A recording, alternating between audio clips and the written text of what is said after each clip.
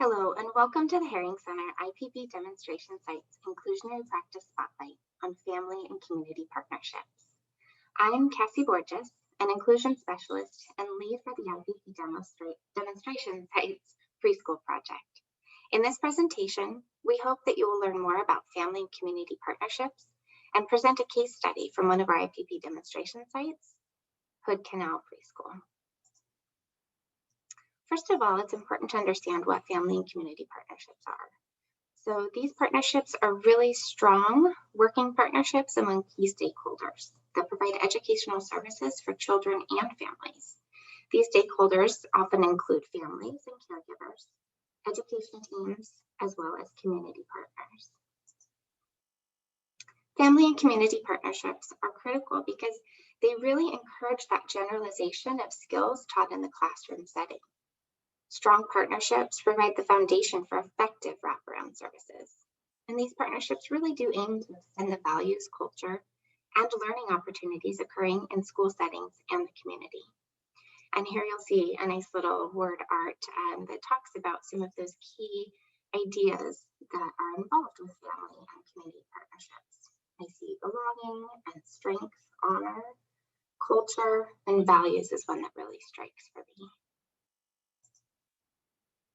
So these are some really important things to remember as we're getting into family and community partnerships and providing them for people as an educational setting. So when developing these partnerships, we need to really remember that we're ensuring the interactions are sensitive and responsive to culture, linguistic, and socioeconomic diversity. We want to provide an unbiased way to give information in a way that families can also understand. So whether that means translation of documents, or even having a translator present when some of these meetings and anytime parents or communities are providing information, having that accessible, really accessible for the families. Being responsive for family concerns and priorities and life circumstances.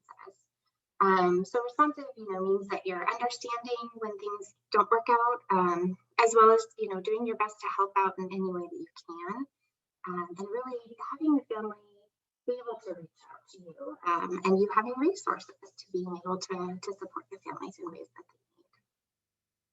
We also want to work with the families to develop outcomes, goals, and individualized learning plans.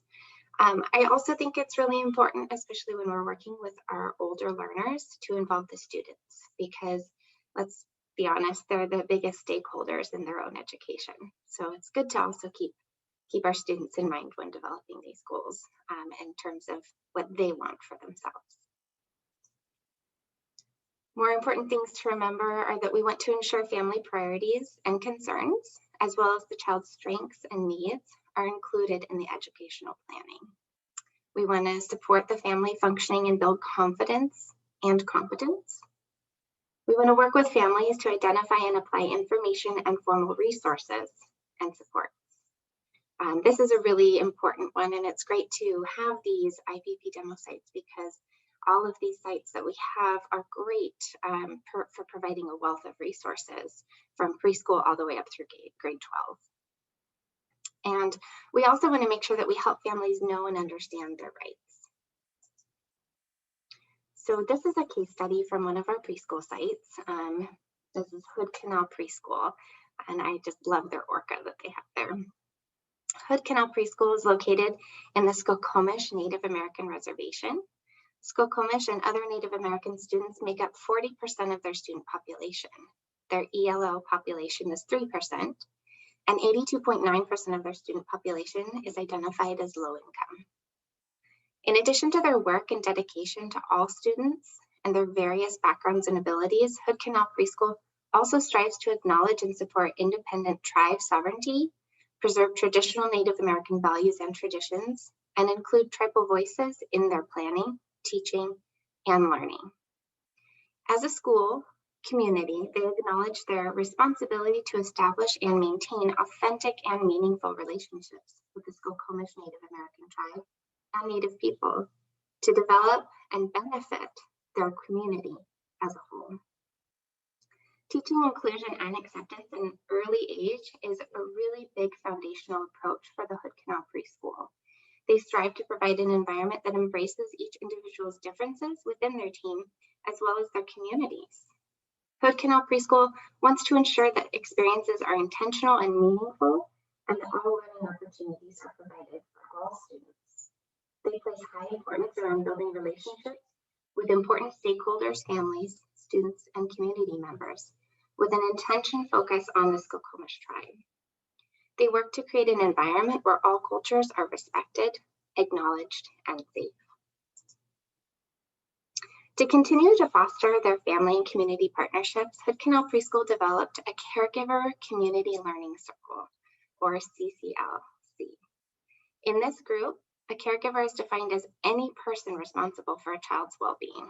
This can be an aunt, uncle, grandparent, neighbor, anybody who is really involved in that well-being of the child. The goal of this definition is really to eliminate the concept of traditional parenting and encourage caregiving with an inclusive manner. The CCLC meets bi-monthly, and they discuss their relationships and their abilities to navigate complex and intense emotions. They talk about and plan learning opportunities needed in order to engage children with their peers, caregivers, and the community. In these meetings, the group is working to develop an understanding of each child's age and stage of development, age-appropriate behaviors, as well as basic neuroscience and psychology. This exploration in the Caregivers Community Learning Circle has been guided by books, a leader with educational experience in early childhood, workshops in cultural diversity and awareness by Ryan Guzman at OSPI, and is based on the mission and vision of the restorative circles adapted to their own culture, environment needs, and demographics. These resources have helped to steer the discussion and really help the group to develop an understanding of themselves as caregivers, their own behaviors and how they affect children, as well as how they use strategies such as mindfulness and self-awareness.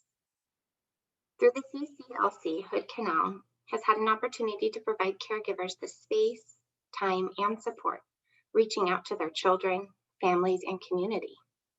They're addressing the local inclusion systems and needs, taking into consideration the environment, caregivers, community, and collaboration. The long-term mission is that by including caregivers in preschool, the CCLC concepts and the community will all grow together. I think that's just a really great and important thing to remember, is we are a village when we're raising our children, and it takes a village. And so we need to remember those family and community partnerships in education. The Hood Canal Preschool case study has shown the need for and how to develop community partnerships for inclusion. To learn more about Hood Canal Preschool and their journey, please visit the IPP Demo Sites website. As you leave this presentation today, I would like you to remember that family and community partnerships are vital for an inclusive setting. Thank you so much for watching. I hope this information helps you on your journey to inclusion. Here are some additional resources to help you learn more about family and community partnerships. Please visit our website at ippdemosites.org for more information.